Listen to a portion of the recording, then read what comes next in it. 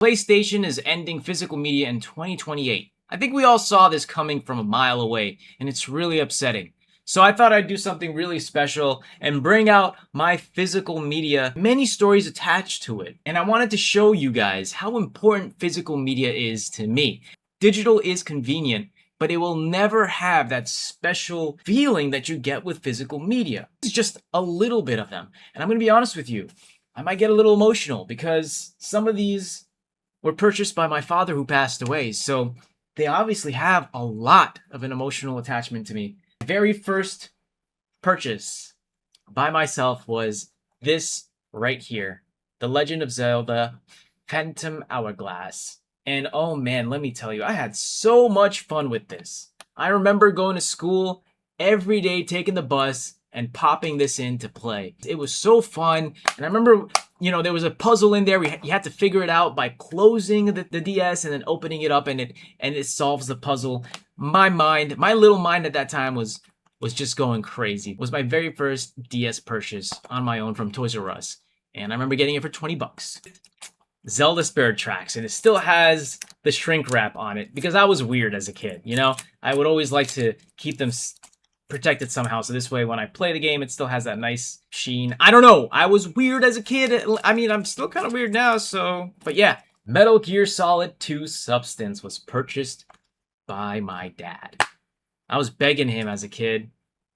He really was tight on money, but it always, I do appreciate him for it. He always goes through and always comes through and ends up buying the game for me. And I had so many great memories with this, but this for some reason was not working that great on Xbox, and I remember it crashing all the time, but it's still awesome to have tried it and played it and had it for the Xbox.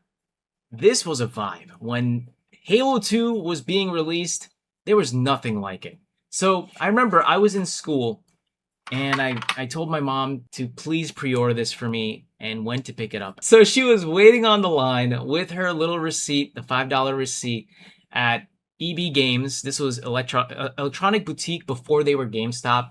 She was waiting on the line with everybody else to get a copy of Halo 2 while I was in school doing my thing. Till this day, I really thank her for that because I had so much fun with this game. A dream come true, because once we went on Xbox Live, this helped me develop a lot of friendships, by the way. I'm still friends with my friends who I've played Halo with. It was like every Thursday night, we'd meet up and do a LAN party and just play Halo all night and then get like Domino pizza and all that. It was so cool. Look at this. You don't get that with digital, right? You're not going to get this with digital. I think there was a sticker in here too. Yeah, look, they even gave us a Halo 2 sticker. How cool is that with the release date on it? I honestly think that nothing is ever going to touch physical. Physical is always going to have so many beautiful stories attached to it that you wouldn't get with digital. Nothing beats touching and holding and feeling. Like this was an actual copy that was given at that place. It's been places, right? It was in the hands of my mother. It was in the hands of like fans and my friends and people who borrowed it. Like, you don't get that with digital, right? Metal Gear Rising. Now, some of you might see that I am a Metal Gear fan, so yeah, you'll understand why in a little bit. This right here, man, I remember me and my friend George, we went and drove to the midnight release of this at GameStop, and it was good times, man. It was absolute good times. Just the trip alone, going to GameStop to get the game was awesome, and the memories are still core in my brain. Getting, the collection and getting everything and the free pre-order bonus that you get, the booklet. It was incredible. It's a game that we both loved. One of my good friends, George, right? We found out about Shadow of the Colossus. I couldn't believe it. I was looking at the back. I was like, there's no way this is possible in a video game. And I bought it, played the heck out of it, brought it over to my friend's house, and we all tried it together. They all loved it, and I kept pushing them to try to get this game. And I absolutely fell in love. My friend George loved it so much, so I gave it to him for his birthday. And then I secretly bought another one for myself because I love this game so much. And he was ecstatic because he has good taste. We have similar tastes, somewhat. Because sometimes they knock on the taste that I have in games. But this one right here, we both enjoyed very, very much, man. And he was very happy to have it for his birthday. kind of pranked him a little bit before I gave him this as a gift. Yeah, a lot of great memories playing this with my friends and playing it by myself. So it's great that it's remastered, and I'm hoping to beat the new one again. Metal Gear Solid 3 on the PlayStation 2. This is Subsistence. Now, this was a gift to me, given to me by my other good friend, Pablo. I don't know if a lot of you have ever played it, but the online mode in this game was super, super fun. So I remember when he first got me this, I couldn't believe it. I was thanking him so much. Went home, immediately played it, played the entire story, beat it, and then I just went online. My friend Pablo had the internet connection, so George would hang out at Pablo's place, and I would be at my own place, and then we would together play online. Teams, deathmatch, but the best part was playing as Solid Snake, where you had to hide while there's two enemy teams fighting each other. You have to go and steal the Philosopher's Legacy without them catching you. So it was truly an espionage online mode that was like no other. Lots of fun. I was ranked 4th in the world, by the way. I was actually pretty good. My friends would actually a little obsessed with it, but I was. And I got the claw hands down perfectly, you know, on the PlayStation 2, and it was lots and lots of fun. So this, I hold dear to my heart, never getting rid of it. So thank you, Pablo, for this awesome gift. I still have it. Yakuza on the PlayStation 2. Now, this game right here, I got it because it had remnants and the DNA of Shenmue somewhat, because some of the people who worked on Shenmue, they had this game developed. And I was like, I have to get this game. I have to. So I did. And obviously, again, you see it still has the original shrink wrap on it. I usually would cut it perfectly and tape the shrink wrap on, so this way it would never ever get touched.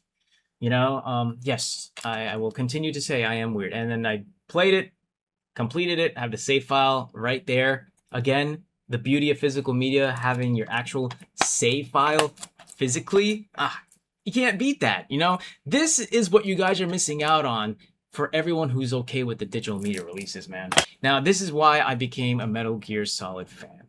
It was all because of this game right here. My very first PlayStation 1 game that was purchased by my mom. My mom just had a really good eye on sales, and for some reason, she always got us bangers. I couldn't believe how good this game was. I played the heck out of it, thinking that if I beat it, I would unlock Metal Gear Solid. And obviously, it did not. So we figured out a way to get my friend to buy one because his father gave him money to buy a video game for his birthday. So I told him, like, dude, you have to check out Metal Gear Solid. Please get that, because my parents can't afford it. This was like $5 with the PlayStation 1 used. And I think that was like, what, $30 altogether, $35 for a PlayStation used with this and a memory card. Heck yeah. So he went ahead and got Metal Gear Solid, and we played it together that night at his place.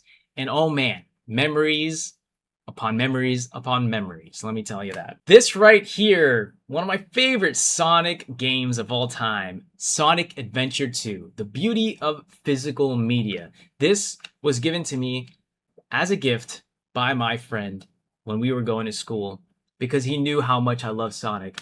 And I couldn't believe it. He said, "Hey, Karim, you're going to buy Sonic Adventure 2?" I was like, yeah, I'm going to get it. You know, like I've been waiting for it for a long time. And he's like, don't. Because I already got it for you. And it was cool. I really appreciated that. Such a good friend. We've been friends forever. Sadly, we don't really talk anymore because I don't even know anything about the person. I guess they moved. But I still have it. If he's watching this, Mirza, I still have the game. Thank you so much for the awesome birthday gift, man. I'm never getting rid of this. And then I could keep on going. The beautiful games that my father started buying me for the Dreamcast. You see, everything has an attachment to it. I still have the memories. I remember when my dad got Power Stone 2 and he was giving me a choice, you know, whether you want to buy Power Stone 2 or you want to buy Jackie Chan's Stuntmaster, which was also another game that I kind of regret not buying, but I'm glad I got this one. This was a lot of fun, and I love the Dreamcast so much. One of my favorite consoles, and that's because of my dad. Again, my parents couldn't buy them brand new. They would buy them either used or on sale, and the Dreamcast had an incredible sale. For $100 you get a whole ton of games. And I can go on and on. Crazy Taxi 1 and Crazy Taxi 2. If you guys watch my previous videos, these have a lot of core memories too. My father bought us the first one, and then he told us we're not getting any more because he's tight.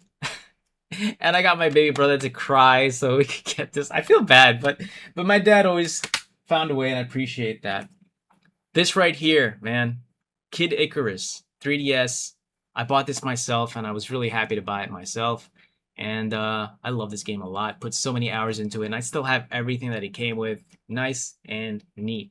This game needs a re-release. If you have not tried this out on the 3DS, you need to. And we even went back to Sega Saturn. This was purchased by my father for the Sega Saturn. It doesn't, it's in there. It's just under the Panzer Dragoon CD.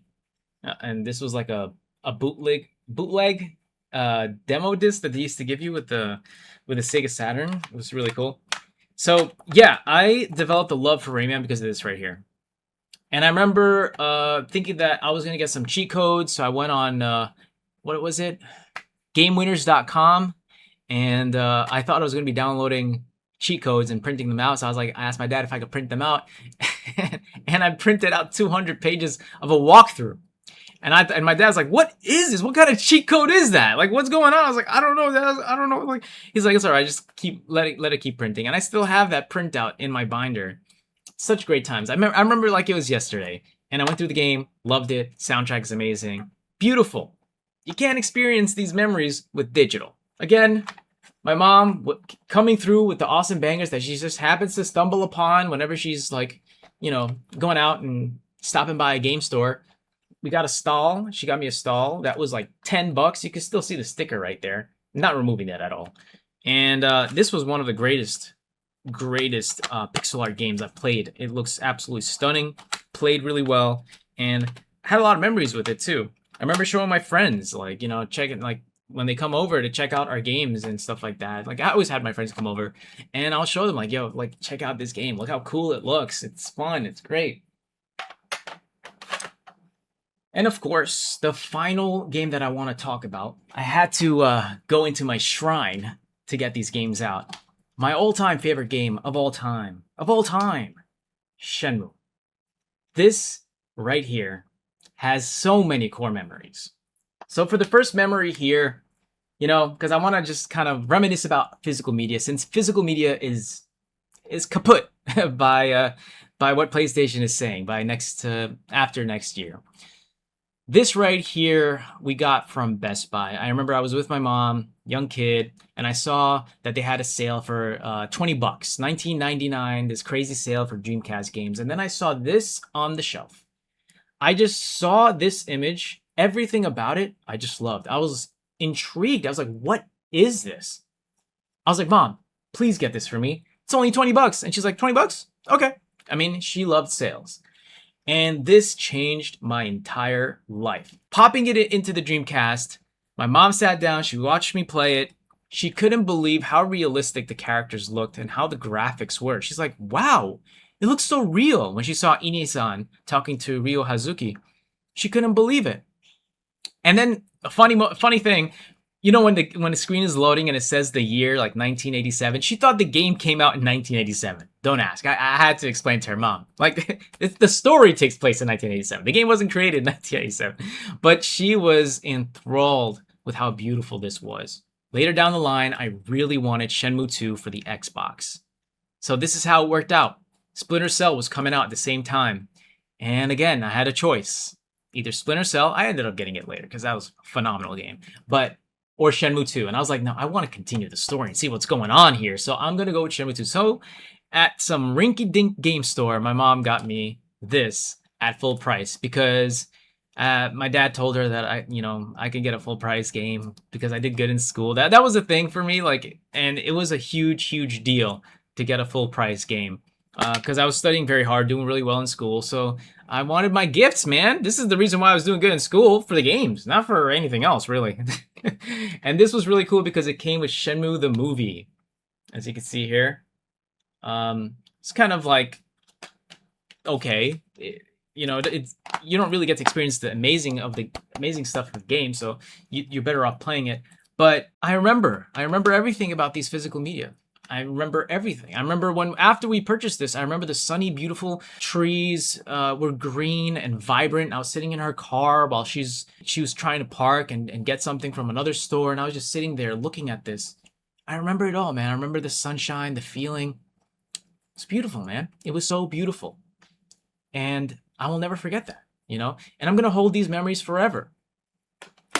Every piece of physical media for me holds a special meaning in my heart. And I'm glad that I got to experience it, man. Like, if you like are a millennial or older or younger and you got to grow up in that golden age era where we were still getting physical media and video games were they complete and all that good stuff, then you lived in the best age of gaming, bar none. Games are incredible now, and they're getting even better, and I love the games that are coming out, and I'm so happy to experience all these new games coming out. But there was just something more special about the art and grit that we had with physical media. Now, I'm hoping Sony reverses this whole physical media thing where they're going to end physical media, because, you know, if they end physical media, that means they're going to end it for Xbox too, because a lot of companies buy their CD and everything from Sony. So I don't know. I mean, we're still getting movies right now. So what's the point, man? Like, just keep physical media going. Keep it alive. Like, what? It takes 3 cents to make a CD, Sony. Come on. Probably even less now. Anyway, that was my story of physical media. I hope you enjoyed it, and I hope Sony reverses that decision. If not, at least we got to experience this, and we have these.